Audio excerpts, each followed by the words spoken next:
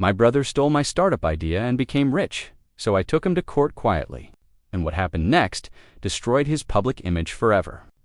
I'm a 29-year-old software engineer, and for most of my 20s, I dreamed of creating something that would change my life. I didn't have investors or fancy degrees, just a second-hand laptop, bad coffee, and this fire in my chest that wouldn't let me quit. My younger brother, Ethan, was the only one who believed in me back then. He was 27, quick with ideas, and had that same restless ambition that ran in our blood.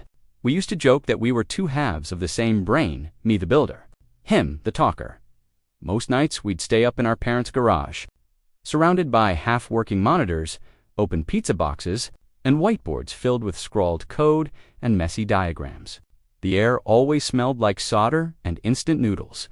I can still hear the hum of the old desktop fans, the tapping of keys, Ethan's laughter cutting through the fatigue as he'd say, "Man, one day, this app's gonna be on every phone out there." I believed him. We were building a productivity app that could change how people managed their time.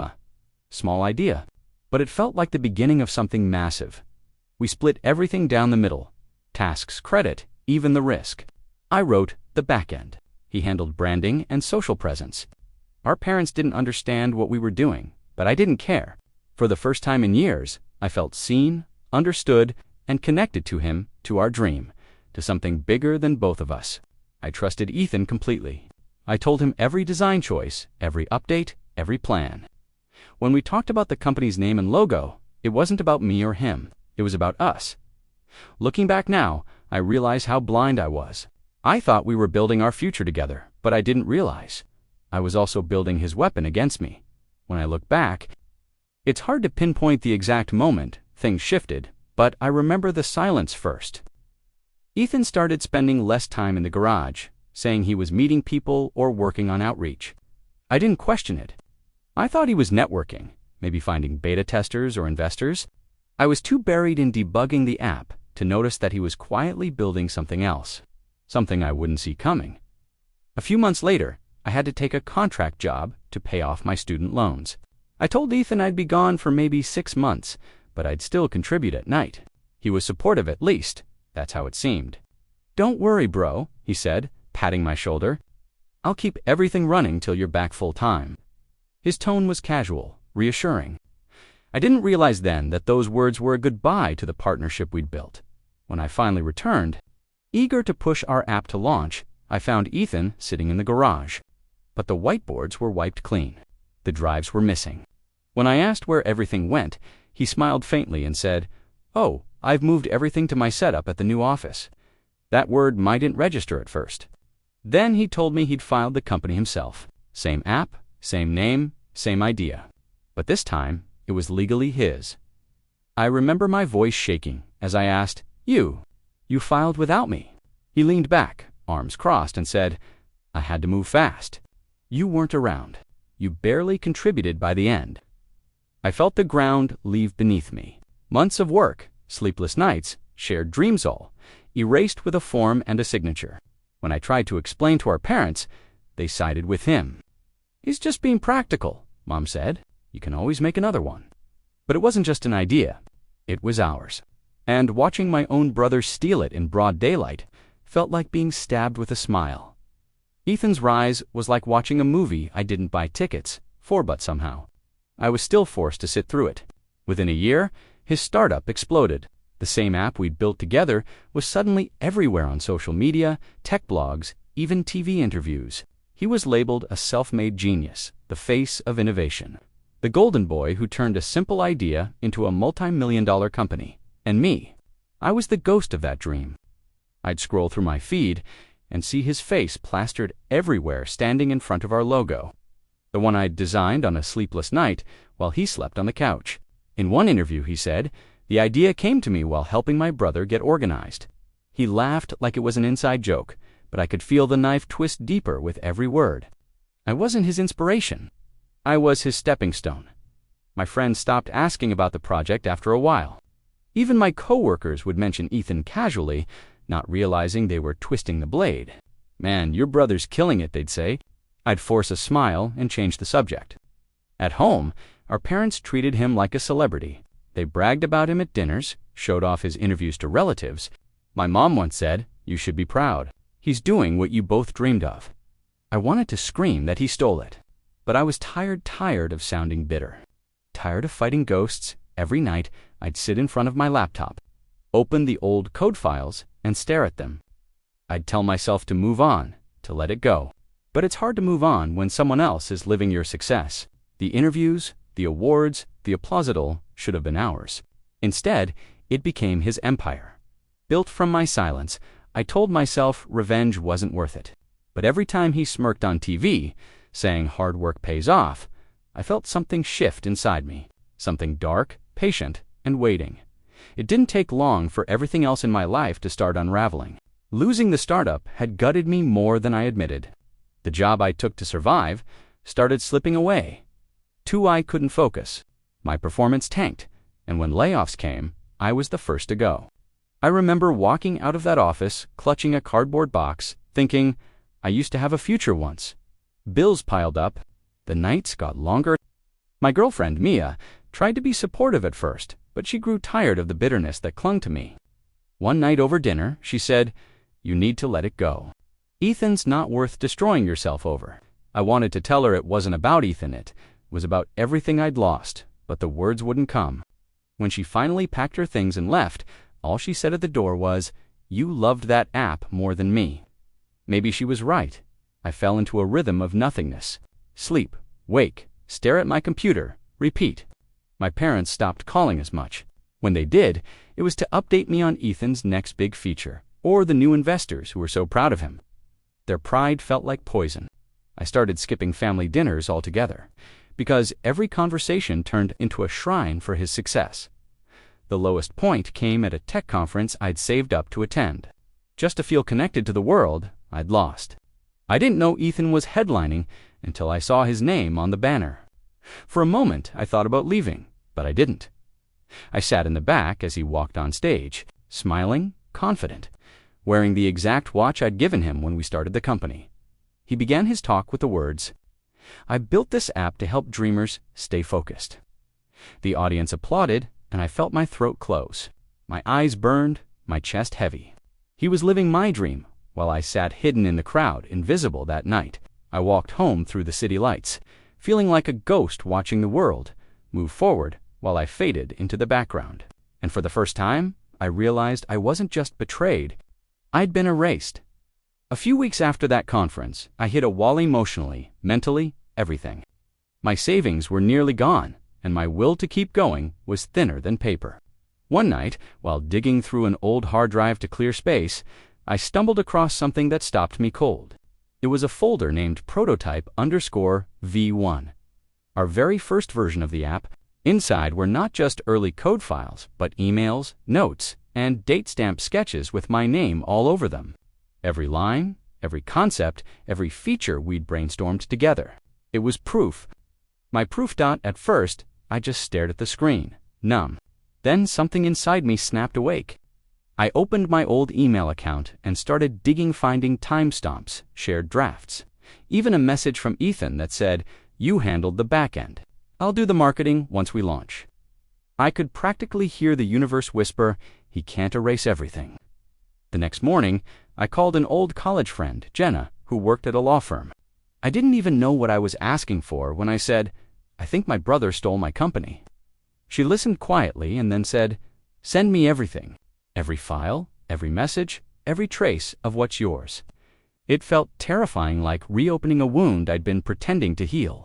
But once I started gathering the evidence, I couldn't stop. Every email was a bullet I didn't know I'd been saving. For weeks, I organized everything: folders, backups, witnesses. I didn't tell anyone, not even my parents. I wanted this to be silent, strategic. I didn't need revenge, fueled by rage anymore. I needed justice. I remember standing in front of my mirror one morning, exhausted but focused, whispering to myself, "He took everything. Now, I take it back." That's when I contacted a corporate attorney, someone who specialized in intellectual property theft. When I explained what happened, he didn't laugh or dismiss me. He just leaned back in his chair and said, "You might have the case of the year on your hands." And for the first time in 2 years, I felt something I hadn't felt in a long time: hope. Filing that lawsuit felt like holding a live wire equal parts fear and power. My attorney warned me, this won't be quick, and it won't be clean. I didn't care. For once, the fight wasn't about emotion. It was about evidence. We filed quietly under confidentiality clauses, so Ethan wouldn't see it coming. No social media drama, no confrontations. I wanted him to wake up one morning and realize the ground under his empire was gone. When Ethan found out, he laughed. Actually laughed. He called me that night, his voice dripping with smug amusement. Really, man? You're suing me. You think a few old files are going to do anything? I said nothing. Let him talk. He chuckled. You don't get it, do you? You were the code monkey. I was the business.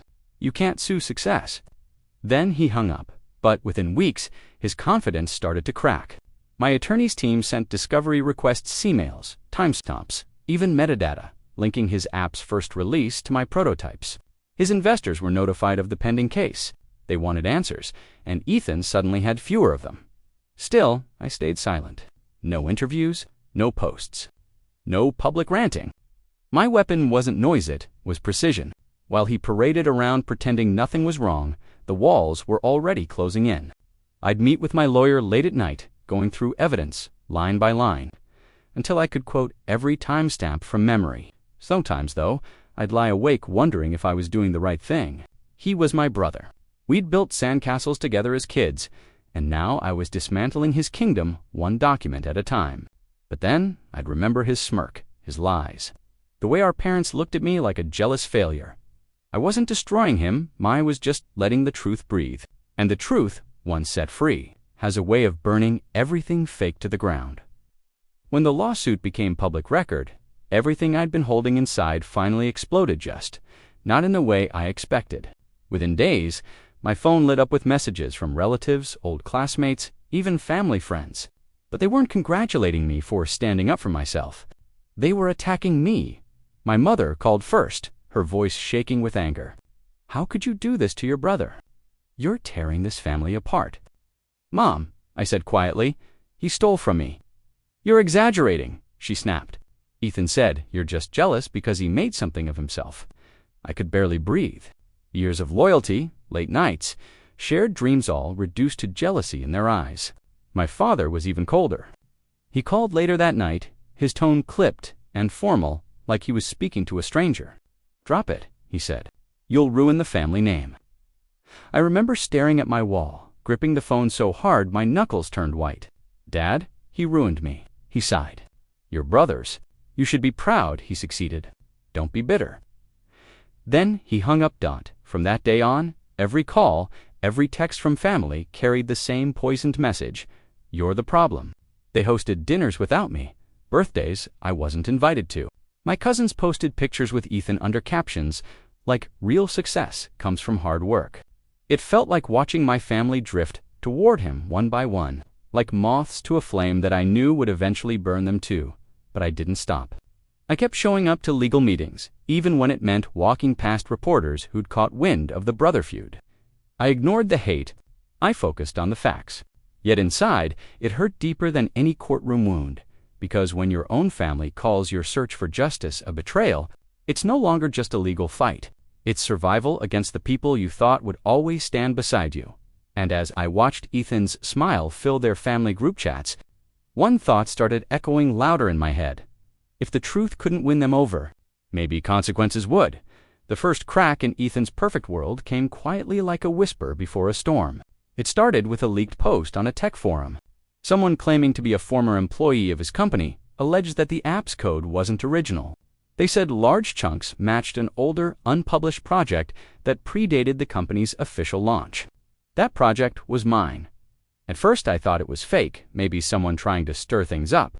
But then my lawyer called, his voice carrying a hint of something I hadn't heard in months. Excitement. It's happening, he said. People are starting to talk. Within days, blogs picked it up. A few journalists began comparing Ethan's early builds to archived prototypes of similar apps. They found identical structures, identical functions, even identical typos in the code comments, my typos. Then the headlines came. Did tech prodigy Ethan Cole steal his app's code? Ethan tried to contain it. He went on Twitter posting videos denying everything. "This is just my brother's smear campaign," he said with his usual smirk.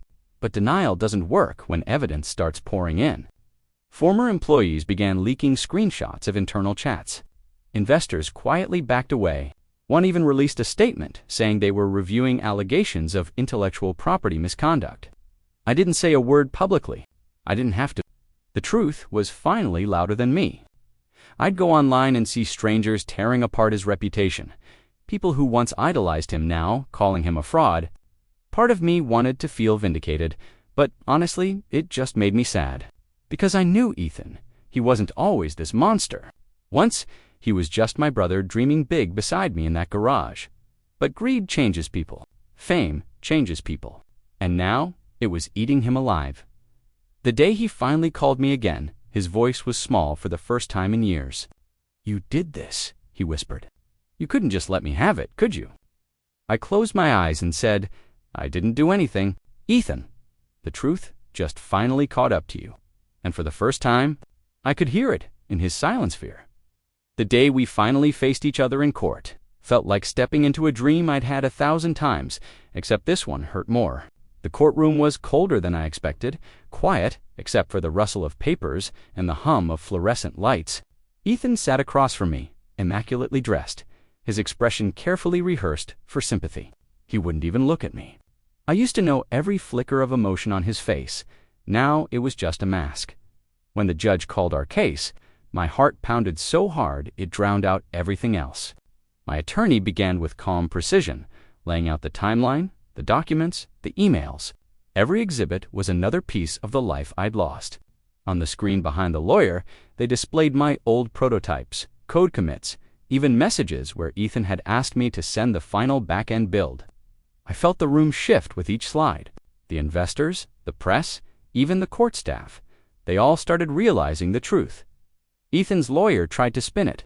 My client merely refined an abandoned idea, he argued.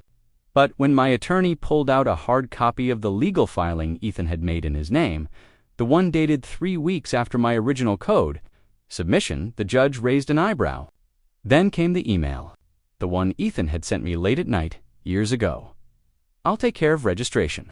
You handle the tech stuff." Ethan's face finally cracked. He whispered something to his lawyer, who went pale. The judge asked a few pointed questions, and for the first time, Ethan had no answers. Watching him struggle to explain his own lies was surreal, like seeing a magician choke on his own trick. I didn't feel triumphant, just hollow, because this wasn't the victory I dreamed of. I wasn't getting back my brother, or the years of sleepless nights, or the faith I'd once had in people. I was just proving that truth, even when buried under greed. Eventually claws its way to daylight. As we left the courtroom, Ethan finally met my eyes, and in that look, I saw it. Not guilt, not sorrow. Just the dawning realization that his empire had begun to crumble. And it was only the beginning. The fallout came faster than anyone expected. Within 48 hours of the court hearing, headlines started flooding the internet. Tech icon exposed for stealing his brother's startup, innovation, or theft. The Ethan Cole scandal unfolds. Every platform that had once worshipped him was now tearing him apart. Podcasts dissected his downfall, YouTube channels made exposes, and investors scrambled to distance themselves. The empire he'd built on my silence was collapsing loudly, publicly. The documents from the trial were public record, and people did the rest. Users posted side-by-side comparisons of my prototypes and his final product, pointing out identical bugs, notes, even misspelled function names. One viral comment said, "This isn't just plagiarism, this is betrayal written in code." Watching strangers articulate the pain I'd carried for years felt surreal. Ethan went on a desperate PR tour. The same talk shows that once called him a visionary now grilled him live on air. "Did you really take credit for your brother's work?" one host asked. He tried to laugh it off, saying, "It's more complicated than that." But everyone could see it. The fake smile, the sweat, the panic. Clips of his failed interviews spread like wildfire. Sponsors pulled out. His app's downloads plummeted overnight. My parents, meanwhile, stayed quiet. They didn't call, didn't text. For the first time, I think they were beginning to see what I'd been saying all along, and maybe silence was the closest thing to an apology they could manage. One night, scrolling through the chaos online, I stumbled upon a comment under a video titled "The Fall of Ethan Cole." It said, "Funny how karma always finds Wi-Fi." I actually laughed, the first genuine laugh I'd had in years, because finally, I didn't have to defend myself anymore. The truth was doing that for me. And as his image burned in public view, I realized revenge wasn't always about shouting louder. Sometimes it's just about waiting long enough for the world to listen. Winning the case didn't feel like victory. It felt like standing in the ruins of something I once loved. The judge ruled in my favor, acknowledging me as the rightful creator and awarding damages that would have made my younger self cry with joy. But as I sat there listening to the verdict, I didn't feel joy, just exhaustion. Years of anger, sleepless nights, and emotional scars had all led to this quiet, sterile moment. No applause, no closure, just truth on paper. Afterward, I walked out of the courthouse into a cloudy afternoon. The crowd of reporters surged toward Ethan, not me. Cameras flashed as he shoved past them, his expression hollow, the arrogance gone. My lawyer patted my shoulder and said, "You did it." I nodded, but part of me wondered what exactly I'd done. I hadn't won my brother back. I hadn't healed the rift in our family. I'd just ended something. A week later, I visited my parents' house for the first time in months. The tension was thick, like walking into a museum of denial. My mother avoided eye contact, fussing with dishes that didn't need cleaning. My father sat in silence, hands clasped, jaw tight. Finally, he said, "You could have handled this differently." I looked at him and replied, "I tried." He didn't listen. He didn't argue. He just sighed, the sound of a man who'd finally run out of excuses. When I left, I realized there was nothing left to fix. Justice had come, but peace hadn't. The money couldn't buy back the years or mend what greed had shattered. I walked past the old garage, our old workspace, and saw the faded outlines of where our desks used to be. For a moment, I remembered us laughing there, dreaming big. Then I closed the door. For good, justice, I learned, isn't about feeling whole again. It's about proving you were never the fool they took you for. And sometimes, that's enough, even if it leaves you standing alone in the quiet aftermath. It's been almost a year since the verdict, and life feels different now. Not louder, not richer, just real. I used part of the settlement to start a new company, small but honest. No investors chasing quick money, no egos, no family entanglements. Just a handful of people who believe in building something with integrity. Every morning, when I unlock that modest office and smell the faint trace of coffee and warm circuitry, it reminds me that creation can still feel pure again. Ethan disappeared from the public eye after the scandal. His social media went dark, his company dissolved, and his interviews were quietly removed from most platforms. For a while, I caught myself wondering if he was okay. Despite everything, a part of me still remembered the brother who once stayed up coding beside me, laughing over burnt pizza and broken code, but then I'd remember the lies, the signatures, the smug grin when he thought he'd won. Compassion doesn't mean forgetting. A few months ago, I got an email from an address I hadn't seen in years. The subject line just said, "I'm sorry." No explanation, no plea, just 2 words. I stared at it for a long time. Then I archived it, not out of cruelty, but closure. There was nothing left to say. Some debts aren't repaid in words. They're repaid in silence. Now, sometimes, when I'm alone in the office late at night, I look out the window and think about everything that happened. The betrayal, the loss, the courtrooms, the quiet justice, and I realize something I never could back then. He didn't really steal my dream. He just delayed it until I was strong enough to build it on my own. Ethan took my idea, but I reclaimed something far more important. My story, my dignity, and the kind of peace that doesn't need applause to feel whole. And as for him, let the world forget his name, because the truth didn't just destroy his image, it rebuilt me.